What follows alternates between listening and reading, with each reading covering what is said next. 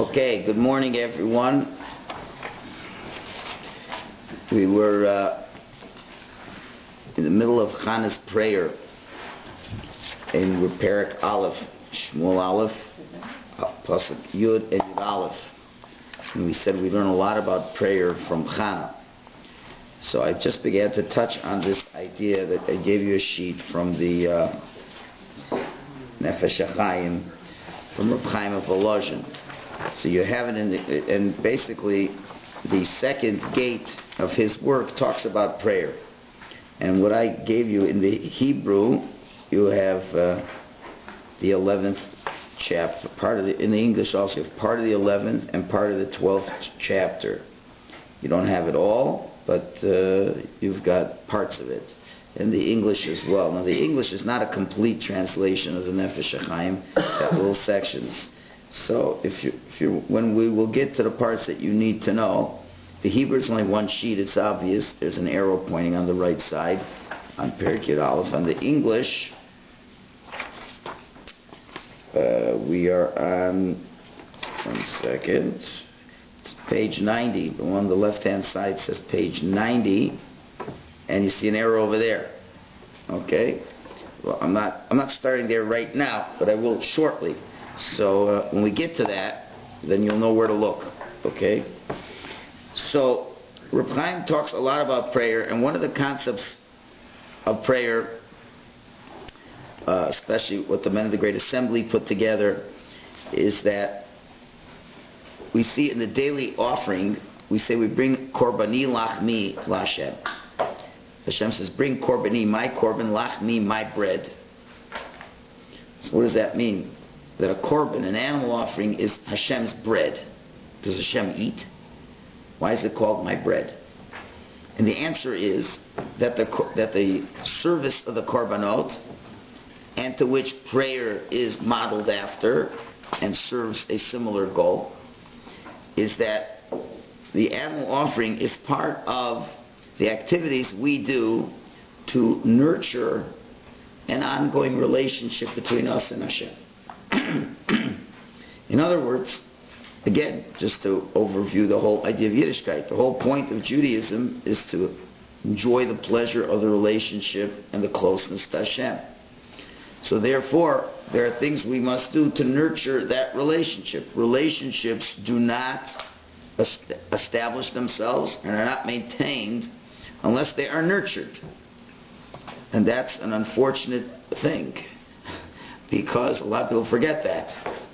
You get married, and then you figure, okay, we're married. So now we're married. That's it.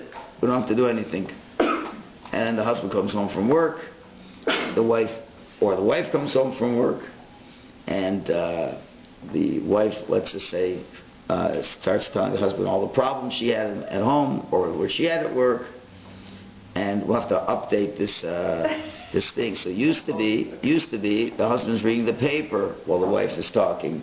Now he's looking at the BlackBerry while the wife is talking. You know, it's no different. The only thing is you can do it under the table, and they're wondering why you're looking down. So it's not right in your face, but it's the same thing. Looking at the BlackBerry while talking. So, and you figure, and then the wife wants a divorce, and the guy doesn't understand why. Because you haven't nurtured, relationship has to have an investment of time to nurture in it. You've got to develop and share your feelings with each other. Well, it's no different with us and Hashem. We have to nurture that relationship. And that nurturing is what we call the bread. That's the bread. Just like bread, when you eat bread, the nutrients in the bread give life to the human body. So the time we spend with people, sharing our feelings and sharing our thoughts, is the bread of the relationship. It's the staff of life of that relationship. For that relationship to live, it has to be nurtured. And that's what Hashem is telling us with the animal offerings and with prayer. It is that vehicle that nurtures the relationship between us and Hashem. Point number one. Very important point. Because this will begin to explain a chazal that says that why did Hashem make That's my voice today. Why did Hashem make the patriarchs and matriarchs barren? So it says Hashem is nisava litfilosim shel tzadikim. Hashem yearns for the prayers of the righteous, which is a hard concept to understand at first blush. What do you mean? Hashem's ego is so big he needs everybody to pray to him? I will not give you children so that you'll be screaming out in pain to me and begging me for children, and then finally when your ego has been stroked enough, you'll kindly bestow a child to this family. There could be nothing crueler than that. So what's the pshat? The pshat is that the world, in order to exist, must have this relationship with Hashem. If there's no relationship with mankind to Hashem, then it's a give and take relationship. Hashem created the world that I am for the world as much as the world wants me to be for it. If nobody talks to me, meaning to say nobody wants me to be involved in your life, and what's the whole idea? Why does the wife tell the husband what's going on in her life? Because she wants the husband involved in her life. That's what she wants. She wants his input, wants his feeling, wants his support, wants to share her life with him, and wants him in her world. So that's the way Hashem made the world. He said, I made the world, you have a choice. Do you want me in your world? Do you not want me in your world? A relationship is only as strong as its weakest link. The weakest link is humanity. Hashem isn't weak at all. And more than that, you can't force yourself upon people who don't want you. And Hashem cannot force His blessings upon the world. If people want it, say, Hashem, we want you. Please, our greatest pleasure is your involvement in our lives. Then Hashem says, I'm happy to accommodate that for you. It's really a fairly simple system, Judaism.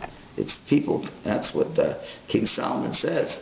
Hashem created people straight, but they made all kinds of calculations. So we make all these calculations, well, but that's the simple system.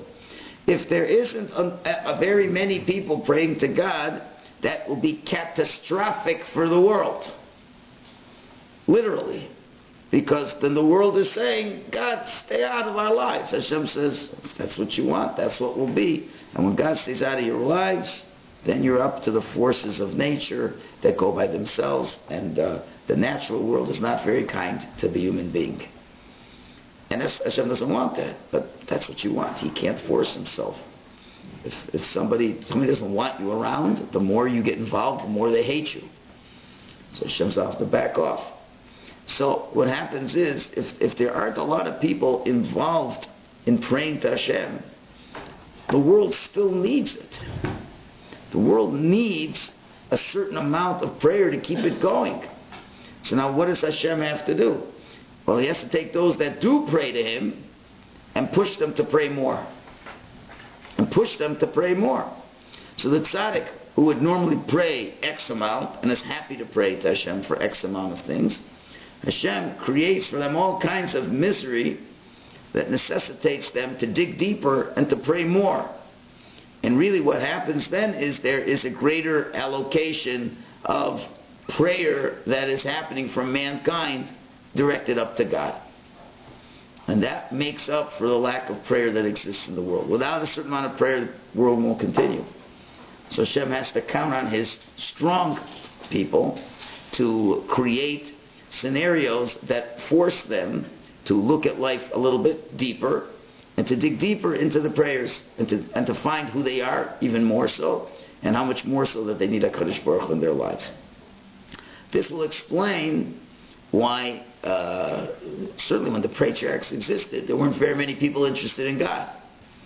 So they had to be praying for a whole world. That's a lot of prayer. So you have to be constantly involved in prayer. You have to have constant things to pray to Hashem for. But we're going to take it a deeper level shortly. Still sounds a bit selfish, but we'll get to it. So now we can say the same thing over here. This is my little insight. Everything else is Reb Chaim. I just have maybe one little thing on my own to say. But the point being, so why is it that Chana is the one who is going through so much suffering and pain? And obviously Elkanah has been praying and praying for years, and now Chana comes to a state of prayer that very few people achieved in their lifetimes, is because, well, that's how we started the story. What was the whole virtue of Elkanah that we said last week? Is nobody was going to Shiloh. Nobody felt it was important to disturb your busy schedule and come to the temple and pray to God and bring offerings to God 3 times a year. So if the Jewish people aren't doing that, that's really bad. The whole reason Hashem brought us to Eretz Yisrael is to go to Shul and daven, right? Not to surf on the beaches in Tel Aviv. That's not why He gave us the land of Israel. Not really at all. Or to be skiing on Mount Hermon. That's not what He gave us the land of Israel for. He gave us to go and be the best Jews we can be. And that's the place where you can pray the best to Hashem. So He gave you Shiloh. He gave you a Mishkan. Go bring offerings. Go talk to Hashem. Nobody's interested. So you see what happens when no one's interested. That's why the end of Shoftim had the 2 terrible stories. The terrible story of Pilegesh Begiva, civil war. 70,000 people kill each other because there's no God in the picture. Everybody does what they want. Right? So Hashem says, I have to have some people praying to me. So even if it's only one family, but somebody's got to pray to me. So that's the heroism of Elkanah and Chana. So that's why Hashem is making it so hard for them, because Hashem needs prayer, and He gets it from the ones who He knows is going to provide it, and that will sustain the relationship between the Jewish people and Hashem. So I think so on that point, people should take comfort in the fact to know that if they are going through extremely difficult times, so one possible reason for it, it's not the only reason, but one possible reason, is that Hashem knows that you are a person who can send Him beautiful tefillot. You're a person who's going to be filling the gap between the rest of the Jewish people who aren't praying properly and you. And B'davka, the good person who knows how to pray and prays properly, Hashem is the one who's going to be pushing harder and giving him much more to pray for. So that's point number 1, which I haven't come to the sheets yet, but that's a very important concept. So then Reb Chaim asks another question, and a very, very strong question. So in the English, it's on the lower left-hand side on page 90. And on the Hebrew, it's on the right-hand side, about 6 lines to the top, where there's an arrow over there, where it's on Perek Yud Aleph side. And I'm going to read from my old Nefesh HaChaim. So I'm going to read a little bit and translate. He says, Ki be'emes yipole eich shayach levakesh lischanen klal lefonav yisbarach shemo lahasr me'lov tzarav yisurav. It's talking about a person who is in suffering, and he's praying to Hashem to help him. So he asks the famous question. He says, how is it possible that a person should plead before Hashem to remove his suffering and his pain? It's not logical. Why? Kemo be'inyan refuas haguf. Let's look at an analogy to healing of the body. Harofei mashkeu samonim charifim. The doctor gives him very strong medicine that's very painful to take. Oim harofei muchrach afgam lachtoch ever echad lagamri. Or if God forbid the doctor's forced to amputate a part of the body totally. So yishpashet eres achol yoser, that the poison shouldn't spread any further.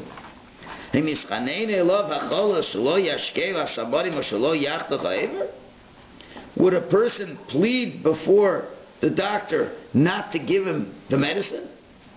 Not to amputate the leg? The sick person is paying the doctor to take his leg off. Right? You understand? If a person's sick, the doctor says, if we don't cut off the leg, you die in 3 weeks. You'll be dead. If we cut the leg off, you can live another 10 years. So the guy says, I want to live. So what's he going to do? He says, please, please, do me a favor. Please, please, please, don't take off the leg. It's hurting so much. It's going to be terrible. Don't give me this medicine. So the doctor says, I understand that you want to live.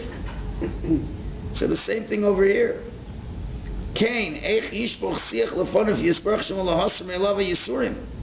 Why would a person pour forth his Hashem pleading him to remove the suffering? But the suffering itself is the bandage, it is the salve of life to atone for his sins. As it says in Gemara Shabbos, "Ein yisurim b'lo avon." There's no suffering without sin. Without the suffering, how do you get atonement for? We know that suffering is an atonement for sins. So if a person is suffering, he knows it's coming because there's something he's done wrong that needs to be cleansed. And the doctor, Hashem, is administering the required medicine of the suffering. Right? If you believe there's a God, he's in control of the world, so therefore he is administering to you exactly what you need. So if what you need is a dose of suffering, and without it you will not be a person that's been cleansed of his sin. A person is walking around with arrogance, incredible arrogance, and gets angry all the time, thinks he's better than everybody. That's a terrible sickness. And such a sickness has brought and will continue to bring a person to do averus that totally destroy his relationship with God and will probably not let him get into the world to come. So Hashem, in his all merciful kindness, strikes the person many blows. You know, he lost all his money. His spouse walked out on him. He's terribly sick, and the guy's finally meant to realize, you know, buddy, you've been an arrogant fellow. I'm trying to knock you down a few pegs. I'm waiting to see some tshuva on your part. And the guy's pleading to God, take away the pain, take away the pain. And the guy says, if I take away the pain, you go back to be the same brat you are all your life. So, you know, until I see tshuva, it's got to happen. No, take away the pain, take away the pain. It doesn't work that way. The doctor still has to operate. So the question is, why should you pray? Who brought you the sickness, Hashem? Who made it that you don't have any money? Who made it that you don't have a ship? Who made it that you don't have any children? It's Hashem. So he knows what he's doing, right? It's to make you better. So what are you praying to him for? Fantastic question, isn't it? It's a fantastic question. So therefore, he continues, and he says you have to remember that the whole purpose of prayer is to make this connection to Hashem. It's to make this connection to Hashem. That's what the whole point we're talking about over here is. So therefore, we'll continue the next paragraph. He says, I don't know if the English, it's not going to necessarily follow. The English took you to the question. It could be, maybe, because it jumps around. It's not exactly. So you'll see if you get lost in the English, don't worry. Just listen. He says, so what is the real intent, the ultimate intent, when you pray? Is the real goal of prayer should be for the needs of above, Hashem. Why? You have a rule. In a place where there's a desecration of Hashem's name, you go in Saras Klal Yisrael. For example, the Jewish people are in great peril, and they bring certain psukim now to prove this in Yecheskel. Be'amoram Hashem Eila. When what the nation will say, the Goyim will say, this is a nation of Hashem. Look what's happening to them. In other words, the non-Jews are looking and saying, well, I guess the Jews aren't very special people. Look at all the problems they're having. Where's their God? That's a desecration of Hashem. The Hemamukim Umunim, and the Jews who are being hit and they're suffering. So now, what should the focus of the Jewish people be when they're suffering? The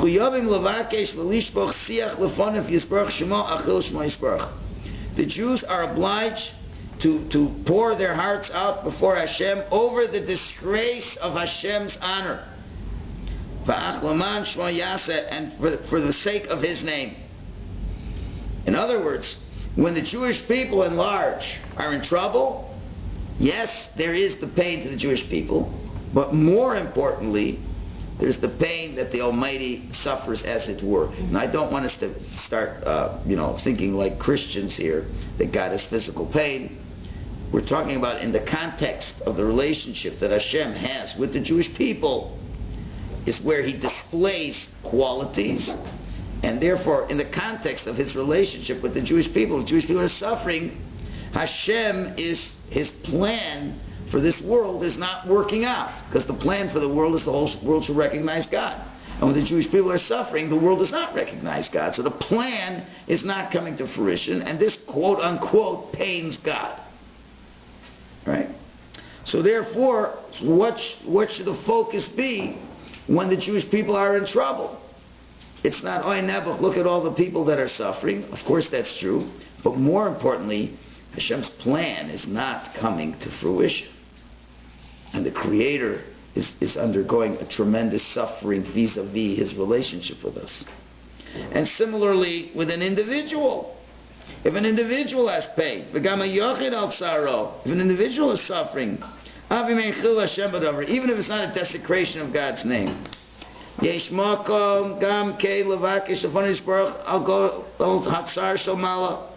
a place to still speak to Hashem over the great suffering that Hashem has above, because of the pain that a person has below. And that's what it says. Rabbi Meir says in the Gemara. He says, "Bisman shadam mitztayer," when a person is suffering, Shechina Maloshan. What is the divine presence saying? Kolani meroshi, kolani misroi. Oh, I feel a weakness in my head, as it were. I feel a weakness in my arm, as it were. When a person is suffering, Hashem is suffering. Hashem is saying, I wanted to give good to this person. I created this person for one reason, to give him the goodness of life, to feel the delicious sensation of dveikus to Hashem.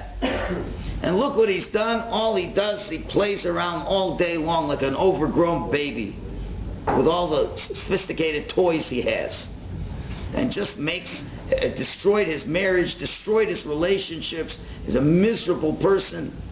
But of course he thinks he's very happy because he has a lot of money. So then Hashem has to strike him down. He has to. And now the person's suffering. I says, why did it have to come to this? You know, as the old adage, the good parent who punishes a child, that's really true. When they say, it hurts me more than it's going to hurt you. That's if it's a good parent. Very few of those around anymore. Most parents are having a good time punishing their kids. It's relieving their stress, their tension.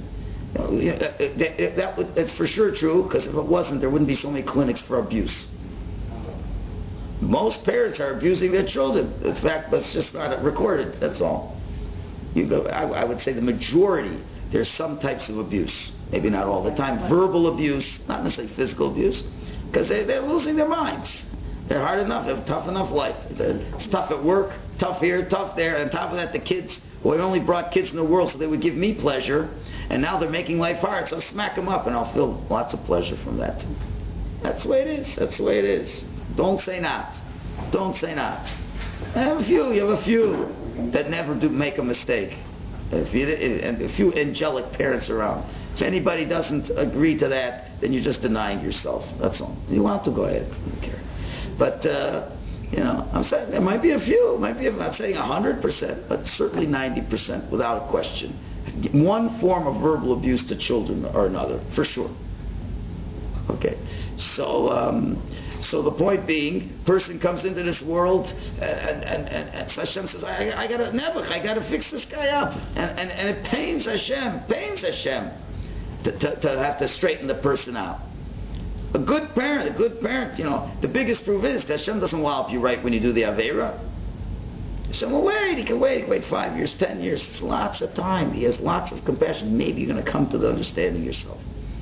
No, so when 10 years after you've done all these several things, then Hashem punishes you. That's out of anger. How often does the parent wait enough time to discipline the child? Or more often, it's at the moment of anger that they're doing it. How many parents say, you did something wrong, tomorrow we will talk about it when I am calm? Right. You have a few, but most don't. But Hashem doesn't work that way. Hashem does it out of kindness, out of love, and therefore it hurts Him so much more than it hurts us. So now you have to realize That, and he brings a lot of proofs to that, that when the Jewish people are suffering, it's a great chilul Hashem, a desecration of Hashem's honor. And when an individual is suffering, it pains Hashem greatly for that. Okay, so now we're going to skip a bit in the Hebrew and the English for sure. And he brings all kinds of proofs to show that Hashem suffers the pain with us.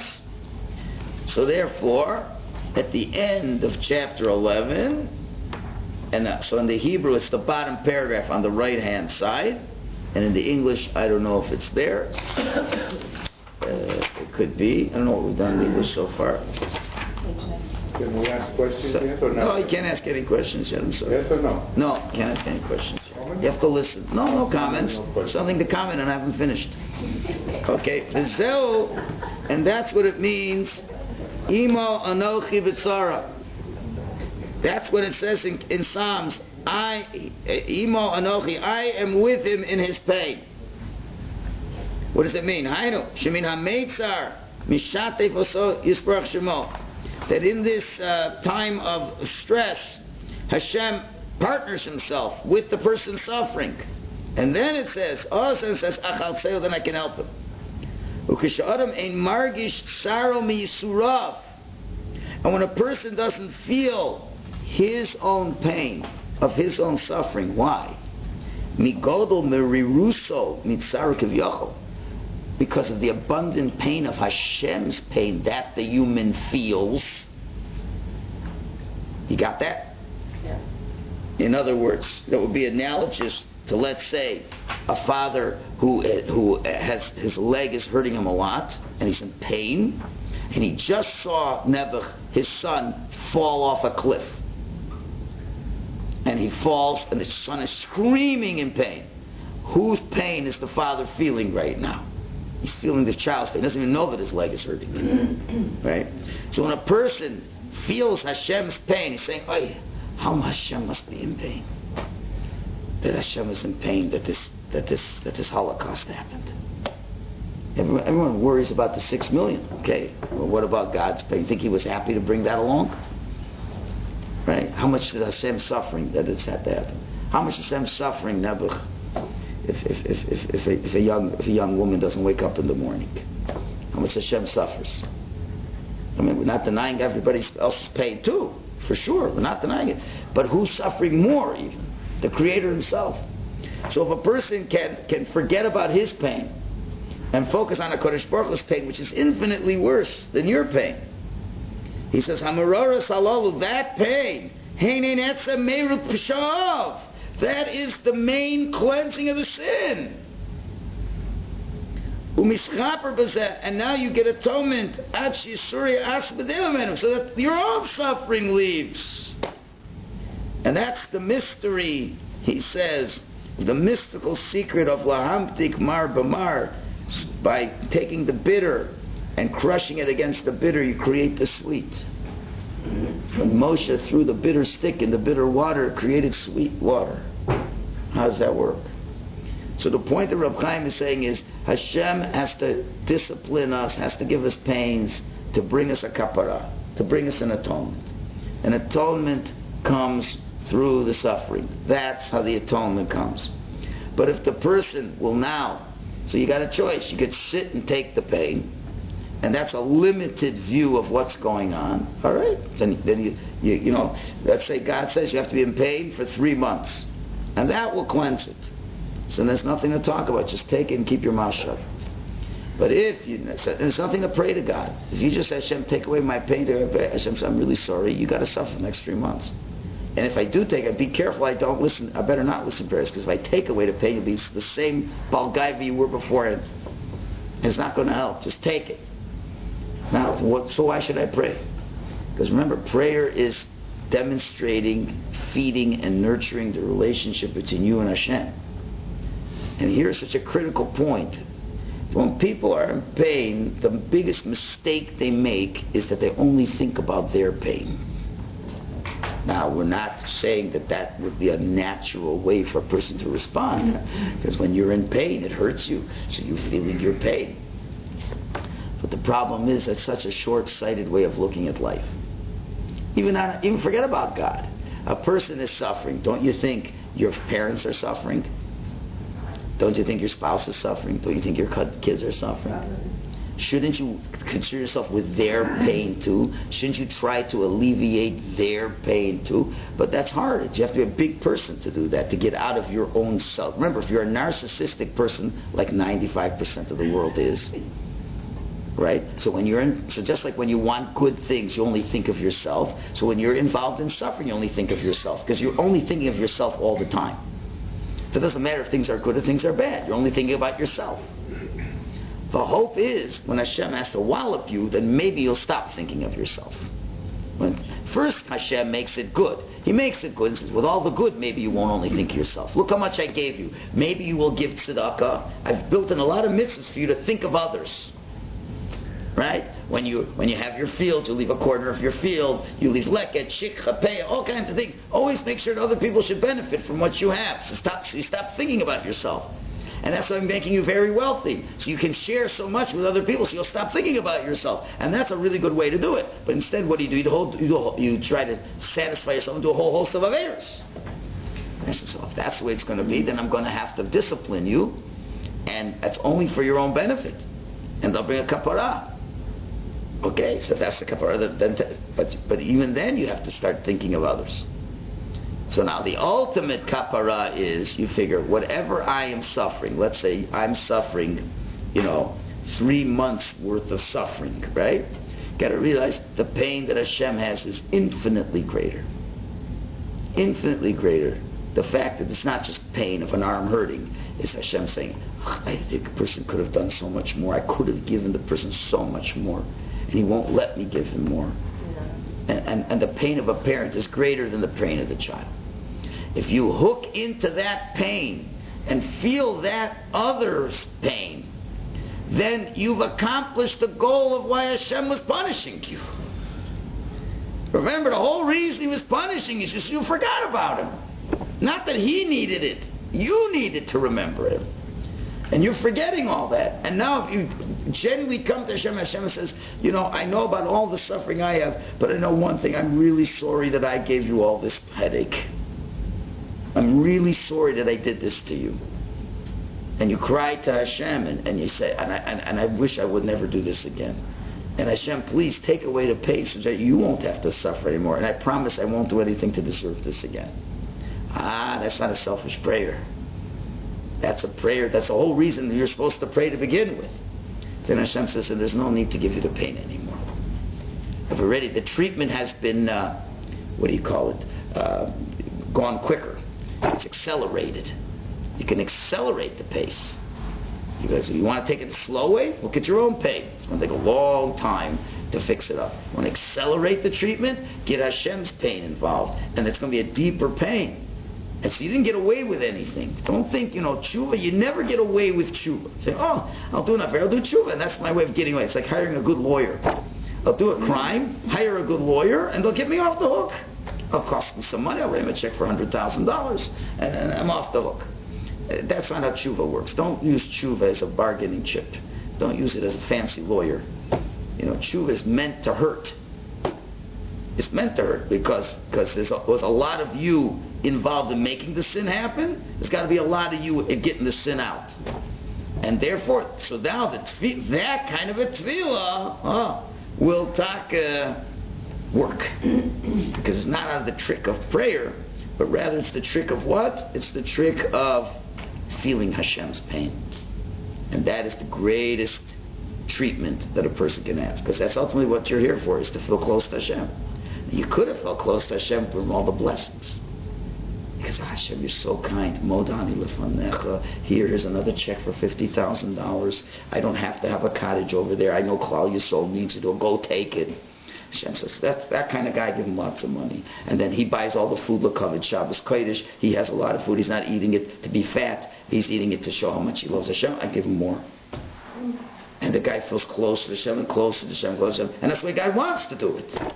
The person makes mistakes and thinks it's himself and it's not Hashem, and I'll decide how much tzedakah I should give. And it's been a tough year, and I only have had 5 vacations this year. It's been a very hard year for me, and I normally have 10, and I'm suffering greatly. I've only had 5 this year, so I'm going to have to cut back on all my tzedakah donations. It's been a tough economy, and everyone's going to have to understand. Right? Then Hashem says, okay, then you don't understand anything. You still aren't thanking me for everything it is. So instead of 5 million, you only made 3 million this year. And because that you can't give tzedakah this year, I'm going to show you what it means not to have. I'm going to show you what it means to feel other people's pain that you don't feel. And that's the way it works. So once you feel it, and you talk to Hashem expressly, then Hashem takes care of that. Okay, anyway. And then we can't ask any questions because I only have 8 minutes, and then we'll have to wait a week till I get back to this. So it's going to be very frustrating. What I'll allow, hold your question for a week, and then you'll ask me next week. I'll be very happy to answer. Okay? Now with this, he goes into the 12th chapter and says, and if you really do it properly, Hashem will even double your reward, because he gives an analogy, and I'll have to do this outside now because I'm running out of time. He brings an analogy. He says a child gets drunk, and he gets drunk, and because he gets drunk, he slips down a stairwell, and then he falls down, and he breaks his back, breaks his head, face, whatever. And now they call the ambulance, and I'll take him to the hospital, and now they got to operate on him, and there's no anesthetics, and they're operating, and the kid is screaming in pain, and the father's there the whole time. Now, the father's in a tremendous amount of pain. Father saw everything. He saw when the child was drunk. He saw the child fall down the stairs. He saw everything. The question is, what was the greatest pain that the father had? Watching the child screaming in pain when he's on the operating table, or watching the child fall down the stairs? Falling down the stairs, because he knows that falling down the stairs is from the time of good, and now he's been put in a situation where it's going to be bad. At that moment of falling down the stairs, even though the kid was drunk, he didn't feel anything going down the stairs. The kid was laughing as he was going down the stairs. It's a fun ride. But then he hits the bottom, bang! Oh, he broke his in the back. All of a sudden he feels the pain. Now the father was already in pain as he saw the kid going down. So we enjoy doing all our Averos, and we go and look at things we shouldn't look at. And we say Lashon Hara we shouldn't say, and we're having a grand time and singing and dancing because we're all a bunch of drunk, crazy people. We're drunk with our ego. And we're talking Lashon Hara here and Lashon Hara there, and we're not so careful about our kashrus, and we eat this thing that's not so good, and we do that, and we're laughing the whole time. And what's Hashem seeing? That we're falling down the stair and breaking our back, and we don't even realize we're laughing the whole time. And then, boom! Then Hashem says, I have to give it to you now. So now the person shouldn't only say, I feel so bad that Hashem, you had to give me this punishment. Now you start thinking, says, I feel so bad that I made you watch such a terrible movie. I feel so bad you had to watch me going down the stairs. You had to watch me eat the treif. You had to watch me say the Lashon Hara. You had to watch me destroy another family's marriage because of the Lashon Hara I said about the husband, etc., etc. And while I was laughing, you were crying. So now the person is suffering doubly, because really it was double what he did wrong. And that's why the Gemara says, anyone who takes Hashem's pain into his pain, Hashem doubles. It's a good thing to know, people, in a bad economy, right at the beginning of the 12th chapter. Gemara says, if you take God's pain into consideration, Hashem will double your parnasa. Okay? Meaning to say, because you've now understood the double suffering Hashem has had, so now, because of the effort you made, you're entitled to, Hashem will respond. Hashem will respond to you in a double fashion. So that's the issue over here. Okay, so now finally you're wondering, where is this taking us to Chana? To our dear Chana. So now if you look in the Hebrew, on the left side where the arrow is, and on the English, on the other side, 92, 93, whatever it is, look where I put Chana's plea. And now you'll understand this all. This is what our rabbi said about Chana. It says, V'hi moras nefesh, she had a embittered soul. V'hi spalel al Hashem. and she prayed upon Hashem. Now that is not a correct Hebrew. It should say V'tispalel el Hashem. She prayed to Hashem. But the answer, and it says, more says, She'eticha dvarim klape malo. She threw up arguments against Hashem, which I haven't had time to get into all this yet. She had strong complaints against Hashem. So on a simple level, it means you think she must have been complaining to Hashem. But that's not what it means. If it would have said, V'yispalel el Hashem, she prayed to Hashem, then we'd see she has her whole shopping list. Her narcissistic shopping list. I want a boy, and the boy should be like this, and he should be like that, and I want to have to go to Sears and make a nice little picture in his sailor suit, and all these things. That's V'yispalel el Hashem. That's to Hashem. That's a selfish prayer. It's al Hashem, upon Hashem. Meaning to say, she's praying on Hashem's suffering. Keiticha dvarim, she threw up her words, klape, towards Mala, towards Hashem, meaning her focus was on Hashem's pain, not on her pain. She's saying, how can it be that I don't have a child? But what she means is, Hashem, I know how badly you're suffering, because you know if I would have a child, that this child would mamish be raised as a tzaddik. And you can't bring him down because Nebuch, the world needs a lot of prayer. And I feel how much pain you have that you're not sending me a child. Because you knew that if I had a child, I would do it. It wouldn't be for me. It would be for you. Yeah. Ratzalai mean to say, Hagam even though she was of a bitter soul, she was in pain. No question about it. But in spite of the fact, it's beautiful, in 6 words. What much 6 words have to say? She is in pain, and most people would just focus on their pain. We'll run to this doctor, we'll go to this Kabbalist, we'll do this and drink this holy water and wear this thread and that thread because I want to have a baby. I want my toy. I want my pleasure. I want my job. I want. But no, V'tispalel al Hashem. She prayed regarding Hashem's pain.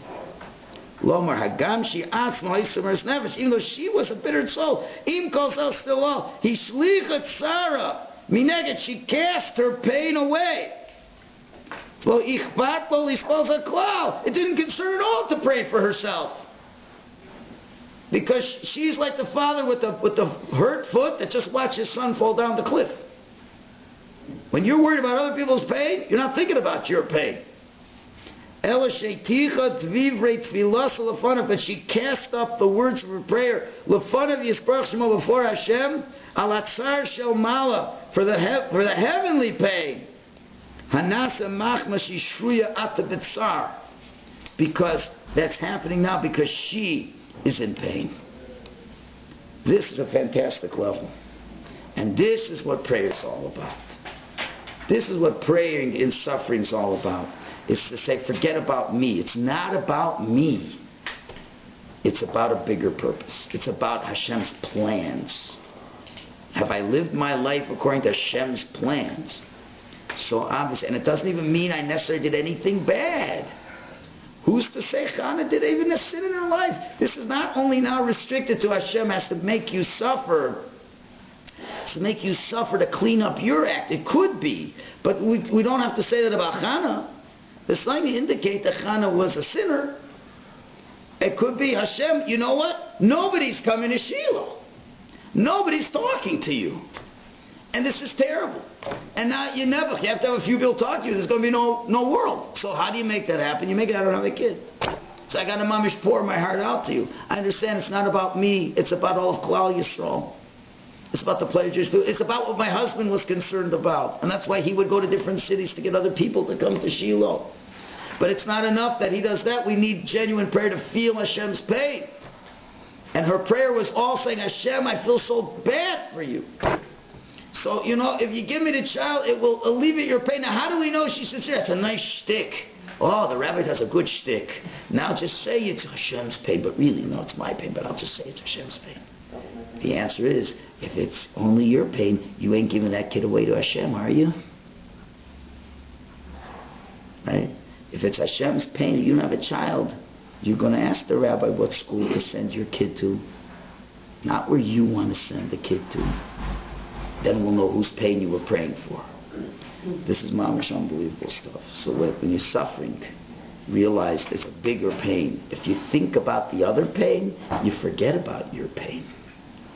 Number one, you won't even feel it. We all like to wallow. Oh, I'm so forlorn. I'm so depressed. I'm so this. You know. But are you ever depressed when you hear other people telling you they're depressed? You're trying to help them. Right? So say, Hashem, I have to help you.